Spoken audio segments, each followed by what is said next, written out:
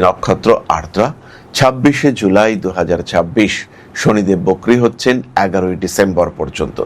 আর্দ্রা নক্ষত্রের মানুষদের ক্ষেত্রেও কর্মযোগ বাড়তে দেখতে পাওয়া যাবে।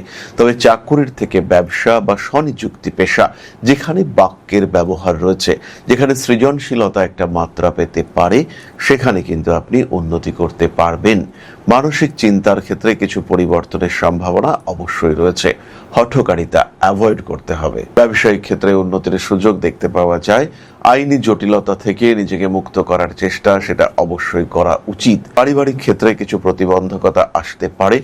কাছের মানুষদের সঙ্গে একটু ঝামেলায় জড়িয়ে পড়তে পারেন। আপনার কোনো একটা ইনস্টিটিউশন রয়েছে, আপনার কোনো একটা স্টার্ট আপ রয়েছে, সেখানে কর্মচারীদের শারীরিক সমস্যা এটা প্রকট হয়ে উঠতে পারে।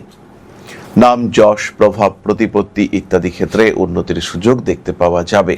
গোপন শত্রুতা বাড়বে, ঠান্ডা লাগার সম্ভাবনা রয়েছে। পারিবারিক ক্ষেত্রে কিছু জটিলতা সৃষ্টি হতে পারে।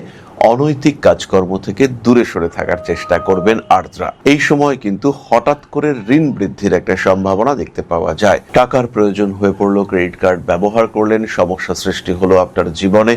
এই সমস্ত দিকে কিন্তু খেয়াল রাখতে হবে। নতুন করে প্রেমে পড়তে পারেন।